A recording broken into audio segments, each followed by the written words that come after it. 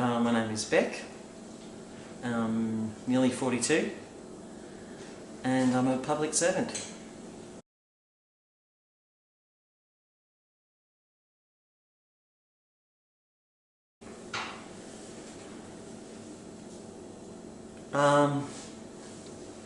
I've never really understood it, but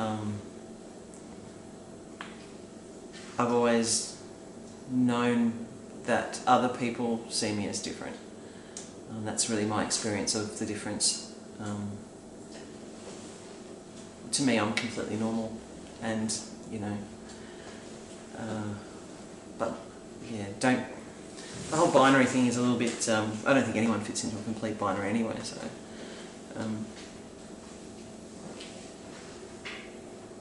Yeah, I don't know anybody who fits into a complete gender binary. Let's all talk spectrum. We always talk spectrum on all sorts of shades of everything. Colour, gender, sexuality. It's all a big beautiful rainbow.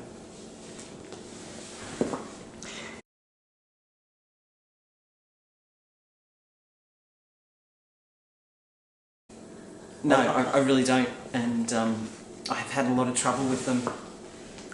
I've never been able to fit into them very well, so I choose not to. They're a bit constricting. I wouldn't mind having one. I've often sought one. I quite liked transvestite, but couldn't quite find the opposite.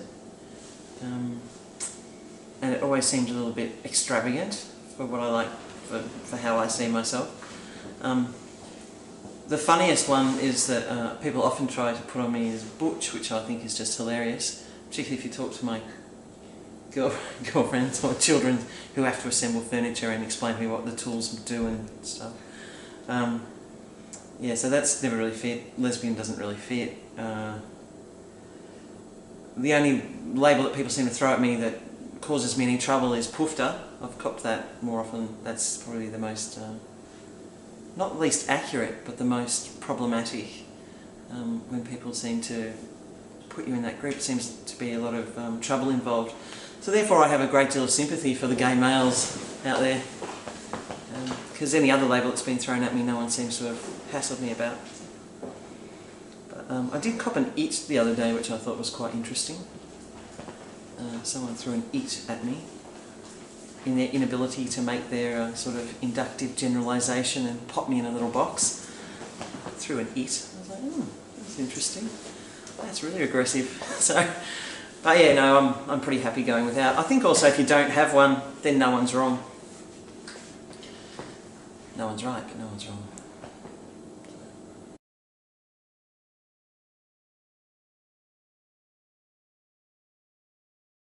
Yeah, no, not at all. On food, perhaps, counting your sodium or something, maybe, but yeah, not really, not for me.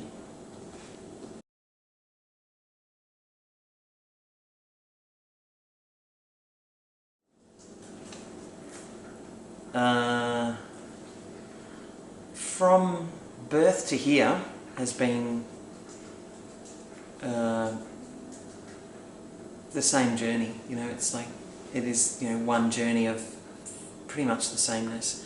There's a comfort that I've got to in my old age of of nearly 42, where my mother would do things like whack a bow in my hair, and people would still say, that little boy there, or I had long hair and I was in my school uniform which was a tartan skirt, and I helped a guy push his car, pushed his car, and he said, oh, you're a fine strapping lad.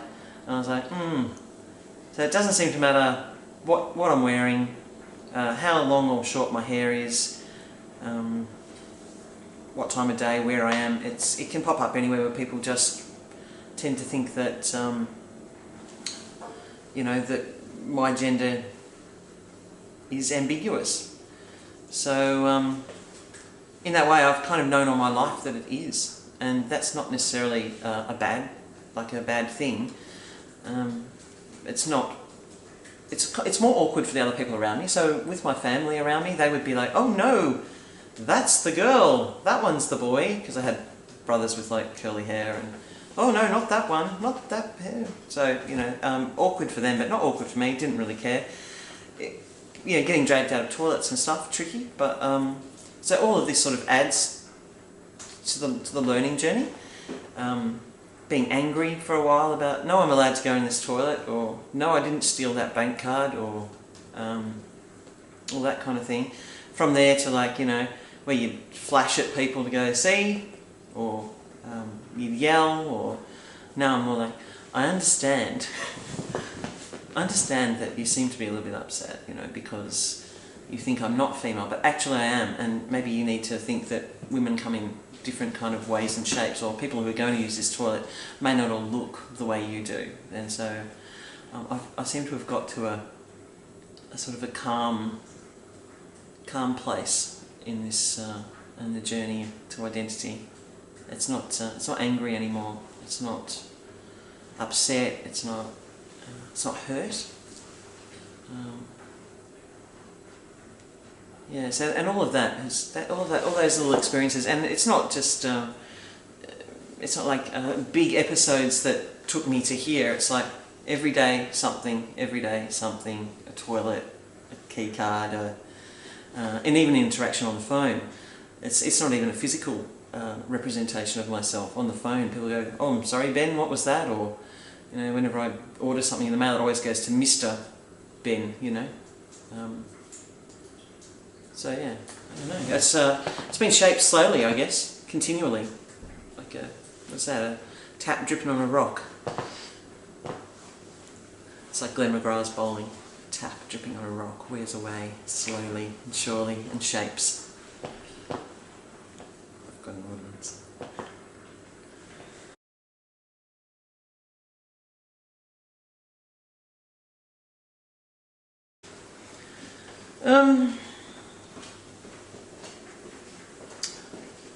Nothing much. Doesn't really, on a day-to-day basis. I think, you know, I just go about my business.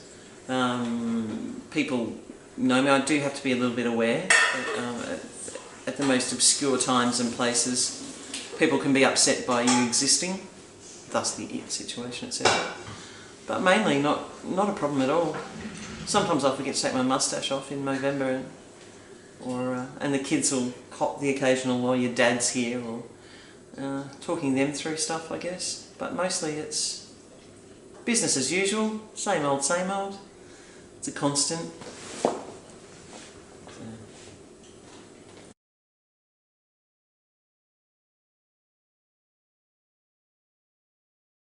No, all good. My mother and father have been very supportive my whole life. Signed a million notes for me to go onto the Oval, to play cricket, to not wear tights, pretty much whatever it took. Good people, very supportive partners. Kids are great. Of course they are, they're standing there. No, very supportive family. They just accept me for being back.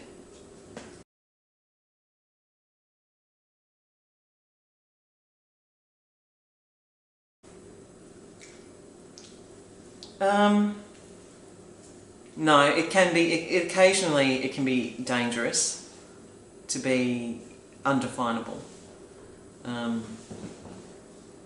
Doesn't look like a girl, to camp, to be a lesbian,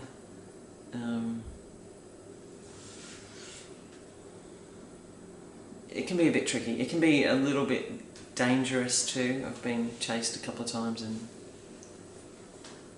beaten up a couple of times. But mostly that's because, you know, I consider other people have issues, and, you know, it's not, you know, I can hear Mum going, "It's nothing to do with you, it's other people's issues." So, yeah, other people's opinions and stuff.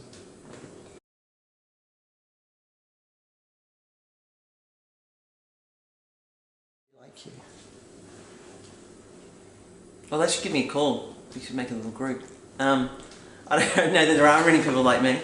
I tend to see people with some similar issues. I did read a thing on a lesbian ex-nun woman in America, and I thought that she has thoughts very similar to myself. You know, breasts are super, except that they ruin the line of my shirt. You know, I don't mind them, but geez, they wreck a good outfit. So, yeah, it is tricky. I see a lot of support for F to M, and it's wonderful, and it's great. I see a lot of different support groups springing up, which is wonderful. To be, I guess, in that grey area, I would just encourage other people to do what I haven't done, and that is hook up a little better with the gender diverse community, and yeah, do as I say, not as I do. I've always been too nervous myself. But yeah, seek support if you need it. Be full of a sense of self. I think I've always been just odd enough to get by, in terms of all my mates just went, that's Beck. Like, not just odd with gender, but odd in all kinds of ways. So too odd to even start pinpointing exactly what it is. And so being true to self, not letting other people form that, even if it's sometimes easier. Because in the end, it's actually much easier to be yourself.